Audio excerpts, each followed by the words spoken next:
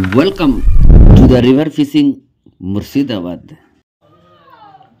নমস্কার, river fishing Murshidabad YouTube চ্যানেলের পক্ষ থেকে সকলকে আন্তরিক শ্রদ্ধা, শুভেচ্ছা, নমস্কার এবং প্রত্যেক গুরুজনদেরকে আমার প্রণাম। আশা করি আপনারা সুস্থ আছেন, সবল আছেন। আমি ঈশ্বরের কাছে প্রার্থনা করি আপনারা ভালো থাকুন, সুস্থ থাকুন, সবল থাকুন। মাছ কম বেশি হচ্ছে, কিন্তু যাই হোক আমি যেতে পারছি না গো, তো সেটা আমার ব্যর্থতা। তার জন্য আপনার কাছে ক্ষমা প্রার্থী, আপনাদের কাছে ক্ষমা প্রার্থী আমি। তো এর আগে যে আমি খোলের টোপ দিয়েছিলাম, তো খোলের টোপটাতে অনেক দাদা ভাইরা কমেন্ট করেছে যে 12 মশলা বা এনে মশলা বা কড় মশলা যেটা হয় সেটার ভিডিও দিতে। তো আমি ওটা প্রথমে দিয়ে দিই, তারপরে রসুন খোলের ভিডিও। তো সিম্পল জিনিস সবাই জানে কম বেশি, হয়তো নতুন শিকারির ভাইরা জানে না, শিকারি বন্ধুরা জানে না গো, তো অবশ্যই সেটাও দেবো। যাই হোক আমার বলেই ফেলি, আমার পেটের মধ্যে স্টোন হয়েছে দুটোতেই, কিডনিতে প্লাস পিত্তথলিতে, দুই জায়গাতেই স্টোন হয়েছে, চিকিৎসা চলছে। হ্যাঁ, তো যার জন্য আমি কোথাও বেরোতে পারছি না গো। তো বাট আপনাদেরকে সামনে এলাম একটা ভিডিও, ছোটো পাটা ভিডিও নিয়ে। তো দেখতে থাকুন, আশা করি ভিডিওটা ভালো লাগবে এবং উপকারে লাগবে। যদি আপনার কাছে কোনো চার না থাকে, এই চারটা দিয়ে আপনি মাছ ধরতে পারেন এবং এটাকে টোপ করেও মাছ ধরতে পারবেন, এটাকেও টোপ করে মাছ ধরতে পারবেন, প্লাস এটাকে চারও করতে পারবেন। বিভিন্ন প্রসেসে এটাকে ব্যবহার করা যায়। তো সে যাই হোক, আমি বলে দিই, বেশি বড় ভিডিও করব না গো, হয়তো বোরিং হয়ে যাবেন আপনারা, ঠিক আছে?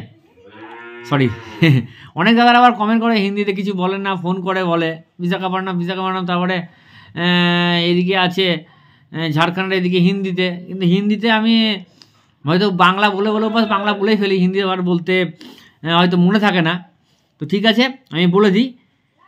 12 মশলা, বেনে মশলা বা কড় মশলার 1 কেজি খোলের পরিমাণের 1 কেজি সর্ষের খোলের পরিমাণে আমি বলে দেবো, ঠিক আছে? 1 কেজি সর্ষের খোলকে নিয়ে তার সঙ্গে যে যে মশলা লাগে সেই মশলাগুলো আমি বলে দিচ্ছি। আশা করি আপনারা বুঝতে পারবেন। যদি বুঝতে না পারেন, যদি কাগজে লিখে নিতে পারেন বা খাতায় লিখে নিয়ে এটা বানাতে পারেন। ও নদীর জন্য, নদী পুকুর সব জায়গায় খুব সুন্দর কাজ করে। নদীতে আপনার যদি কিছু না থাকে, টোপও না থাকে, এটাকে আপনি গরম ভাত দিয়ে মেখে একদম টোপ করে ফেলতে পারবেন। আমি সেই প্রসেসও বলে দিচ্ছি, ঠিক আছে? তা আমি বলে দিই কী কী লাগবে। খোল লাগবে 1 কেজি, একাঙ্গি লাগবে 200 গ্রাম, একাঙ্গি লাগবে 200 গ্রাম। 1 কেজি খোল, একাঙ্গি 200 গ্রাম, ঘোরবাজ 150 গ্রাম, অহবেল 100 গ্রাম, তাম্বুল 100 গ্রাম, বড় মেথি 50 গ্রাম, ছোট মেথি 50 গ্রাম, লতা কস্তুরি 100 গ্রাম, বুচকি দানা 100 গ্রাম, ছোট এলাচ 7 গ্রাম, জয়িত্রী 3 গ্রাম, কাঁকলা 10 গ্রাম। টোটাল 1 2 3 4 5 6 7 8 9 10 11 12টা মশলা। ওই জন্য আমরা 12 মশলা বলে থাকি। হ্যাঁ, অনেকে বেনে মশলা বলে, অনেকে কড় মশলা বলে। তো যাই হোক, আমাদের এটা 12 মশলা বলি। এবার হয়তো বেনে মশলা বা কড় মশলার এর ভাগ বা আর অন্য কিছু আইটেম লাগে কিনা আমি জানি না গো, কিন্তু বাট আমি যেটাকে ব্যবহার করি সেটা 12 মশলা বলি, এবং সেই 12 মশলা রেসিপি এটা আমি দিলাম, ঠিক আছে? এটা 12 মশলা। আমি মালগুলো আর একবার বলে দিচ্ছি, যে যে সামগ্রীগুলো লাগবে।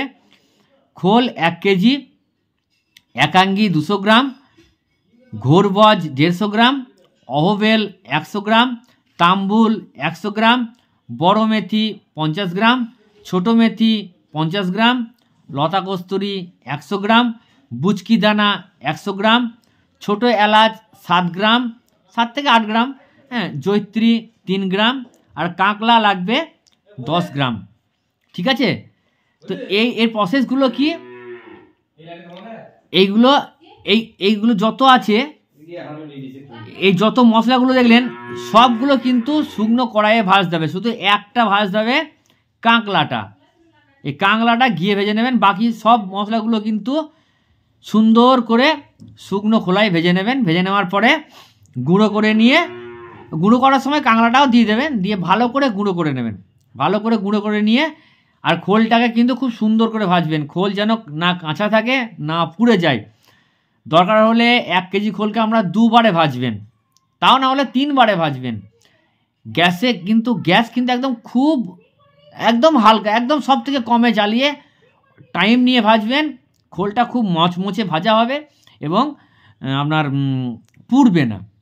আর যদি বেশি হিট দিয়ে ভেজে দেন ফট করে একটু লাড়া কম বেশি হলে পরেই পুড়ে যাবে, আর না হলে মনে হবে লাল হয়ে গেছে, ভাজা হয়ে গেছে, কিন্তু ভিতর কাঁচা থেকে যাবে। তো সেক্ষেত্রে ভালো করে খোলটাকে রোদে দেবেন, রোদে দিয়ে গুঁড়ো করে নেবেন। সেটা হামাল দিস্তায় হোক, মিক্সিতে হোক, বা যে কোনো দিয়ে ভালো করে গুঁড়ো করে নেবেন। গুঁড়ো করে আটা চাকায় যারা চালনি থাকে, আটা চাকা চালনি, সেই চালনি করে ভালো করে চেলে নেবেন। মশলাগুলো সেম প্রসেস ওইভাবে ভালো করে ভেজে নিয়ে গুঁড়ো করে নেবেন, গুঁড়ো করে চেলে নেবেন। চালার পরে যদি থাকে দানা দানা, সেগুলোকেও আপনারা কী করবেন, সেগুলোকেও আপনারা আবার ভালোটাই মানে মিক্সিতে হোক বা হামাল দিস্তায় হোক ভালো করে গুঁড়ো করে নেবেন।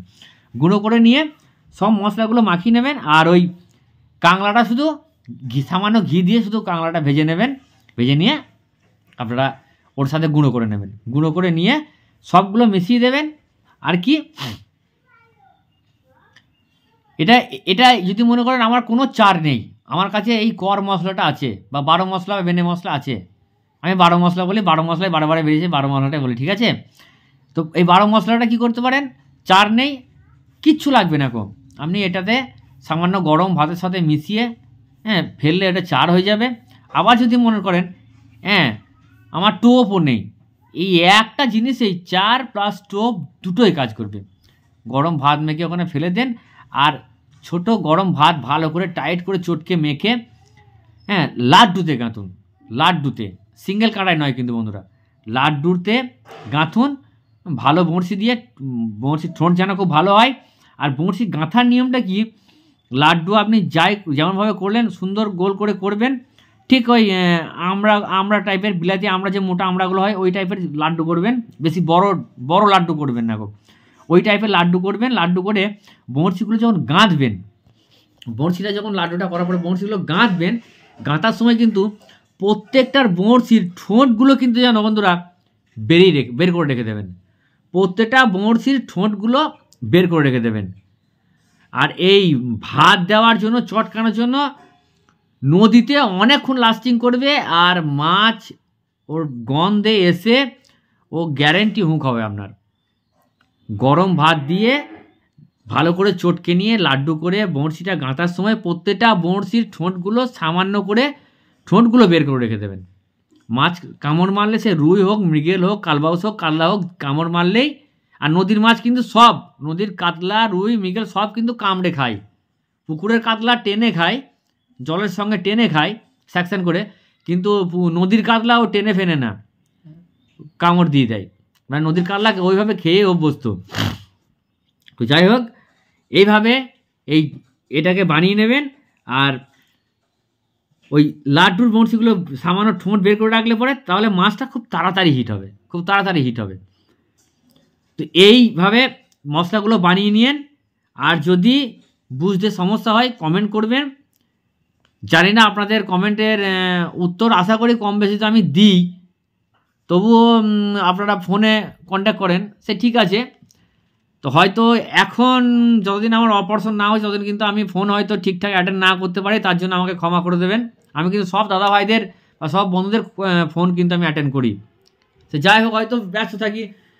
আর মঙ্গলবার, বৃহস্পতিবার, শনিবার রাতের দিকে আপনারা করলে 9টার পরে করবেন। তার আগে আমি আমাদের একটা মন্দিরে শ্রীখোল বাজায় হরিনাম হয়, সেখানে আমি থাকি মঙ্গল, বৃহস্পতি, শনিবার, একাদশী দিন থাকি। তো সে যাই হোক, আপনারা ফোন করবেন, অবশ্যই করবেন, কমেন্ট করবেন, যদি উত্তর না পান অবশ্যই ফোন করবেন।